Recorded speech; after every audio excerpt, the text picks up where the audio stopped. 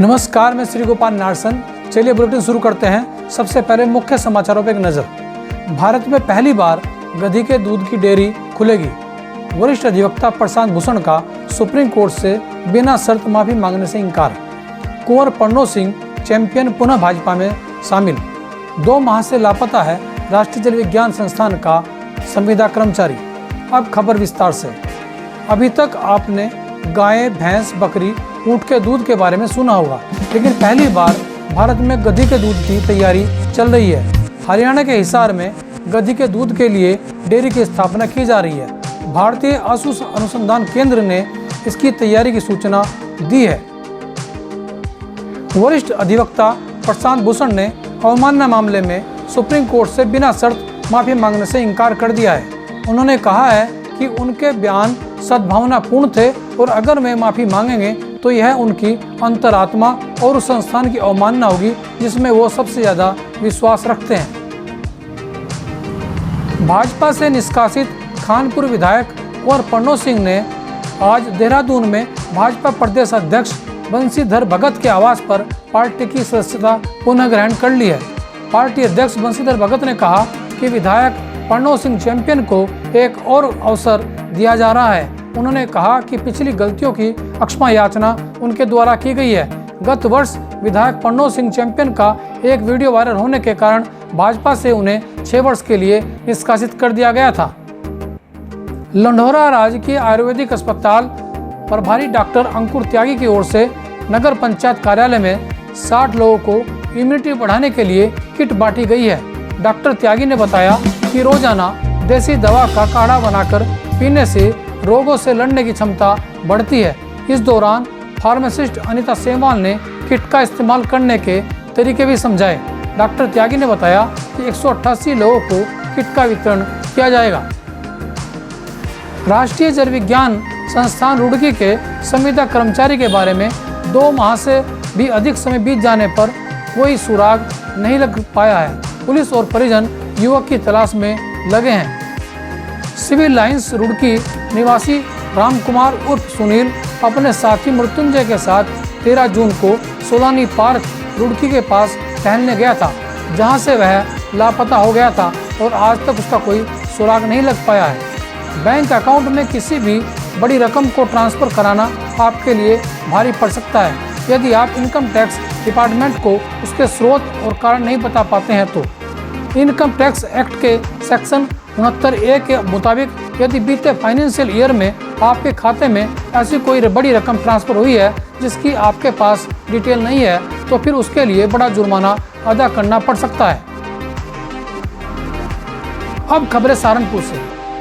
खेल प्रोत्साहन समिति की बैठक में निर्णय लिया गया कि खेल को बढ़ावा देने के लिए पूरे जनपद में एक मुहिम छेड़ी जाएगी। मंडलायुक्त संजय कुमार ने कहा कि खेलों के प्रति युवक युवतियों को लाने के लिए उन्हें प्रोत्साहित कर उनसे रचनात्मक कार्य कराए जाएंगे, जिससे युवाओं में खेलों के प्रति रुचि बढ़ सके। बैठक में डीआईजी उपेंद्र कुमार अग्रवाल भी मौजूद रहे।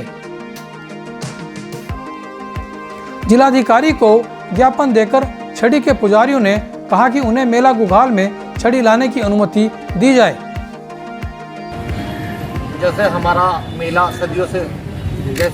सदियों से लगता आया है, आज हम उसी मसले में डीएम साहब के यहाँ आए हैं और डीएम साहब से अनुरोध करते हैं कि 26 छड़ियाँ हमारी मेले में चली जाएं, विधि विधान से हमारा पूजन हो जाए, सोशल डिस्टेंसिंग का लोग पालन रखेंगे। प्रशासन मेला भरवाना चाहे ना भरवाना चाहे, हमें उससे कोई मतलब नहीं है, केवल हमारी छड़ियाँ चली जाए और विधि विधान से हम लोगों का पूजन हो। देवबंद में भारतीय किसान यूनियन तोमर गुट के राष्ट्रीय अध्यक्ष संजीव तोमर ने कहा कि केंद्र सरकार हो या यूपी सरकार, किसानों की हितैषी कोई भी नहीं है। उन्होंने कहा कि डीजल के दाम 20 रुपये प्रति लीटर बढ़ा दिए गए हैं, जबकि किसानों का 80% काम डीजल से ही होता है। उन्होंने बिजली के दाम घटाए जाने और गन्ना मूल्य 400 रुपये प्रति क्विंटल किए जाने की मांग की है। समाजवादी बहुजन समाज की सरकार रही और दिल्ली के अंदर और दूसरे प्रदेशों में दूसरी सरकार है, लेकिन मुझे कहने में गुरेज नहीं कि जब से भारत के अंदर भारतीय जनता पार्टी की सरकार आई है, जब से उत्तर प्रदेश के अंदर मोदी योगी की सरकार आई है, कोई सुनने वाला नहीं है, कोई पूछने वाला नहीं है, क्योंकि ना उनको वोट कभी विकास से डरता है, न उनको वोट कभी किसान से डरता है।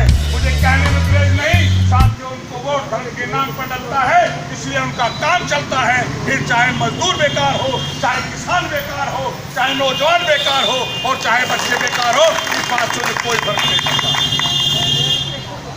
उनको मालूम है कि हिंदुस्तान के अंदर वो लोग रहते हैं जो डकैती की योजना बनाते समय 8 शातिर बदमाशों को सहारनपुर पुलिस द्वारा गिरफ्तार किया गया है। सहारनपुर पुलिस ने लूट के बाइक भी बरामद की है। थाना सदर के अंतर्गत डेट 23/8 को शाम को एक गाड़ी को छीनी गई थी। इस संबंध में मुकदमा पंजीकृत कराया गया था। तो इसमें जो हमारे जो टीम है, जो एसओजी टीम है और थाने की टीम मिलके अच्छा सफलता मिली हुई है। इसमें कुल 8 अभियुक्तों का गिरफ्तारी किया गया है। इन्होंने पहले भी यहाँ थाना देहात में एक गाड़ी छीनी थी, वो भी मिला हुआ है।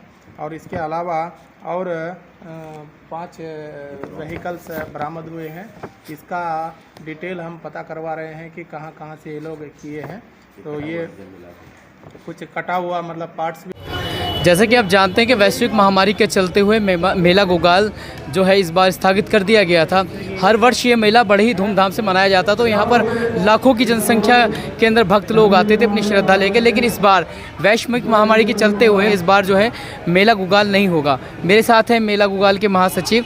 आइए जानते हैं सर, इस बार जैसे मना किया गया था कि मेला नहीं होगा, उसके बाद जो विधिवत रूप से जो झंडा चढ़ाया जाता है उसकी आपने यहाँ पर जो श्रद्धालु अपनी श्रद्धा लेकर आए हैं यहाँ पर, और ख़ासकर बात ये रही है कि इस मेले के अंदर जो आपने सैनिटाइज़ और मास्क का इंतज़ाम किया है, जो लोग आ रहे हैं लाइन आपने बना रखी है, पहले की बात इस बार में कितना फ़र्क आया इस बार?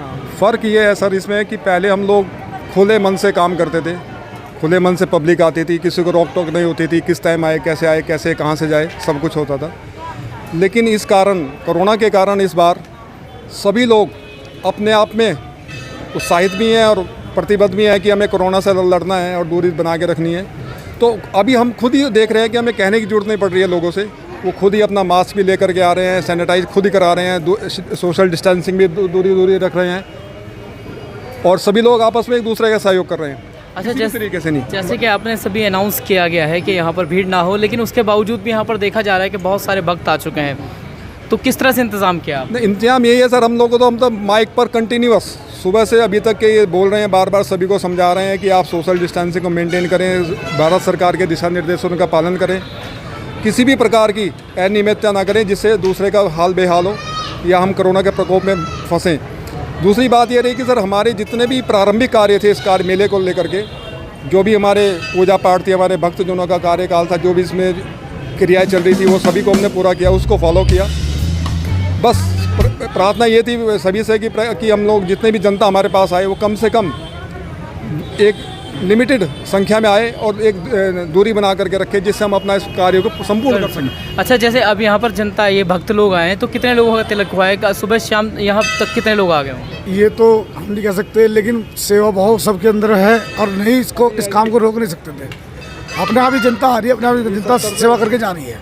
ये थे मेला गोगाल के महासचिव राजीव कश्यप जी, जिन्होंने बताया, जानकारी दी कि वैश्विक महामारी के चलते हुए इस बार जो है मेला स्थगित कर दिया गया था। लेकिन जो लोग श्रद्धा लेकर मंदिर में आते हैं या जिसने गोगा माड़ी की छड़ी बोली हुई है वो यहाँ पर आ रहे हैं और सोशल डिस्टेंसिंग का पूरा ख्याल रखा जा रहा है। मास्क और सैनिटाइज यहाँ से फ्री जो है भक्त लोगों को दिए जा रहे हैं। आप देख रहे हैं विस्मानव समाचार में हर्ष सिंह रुड़की से।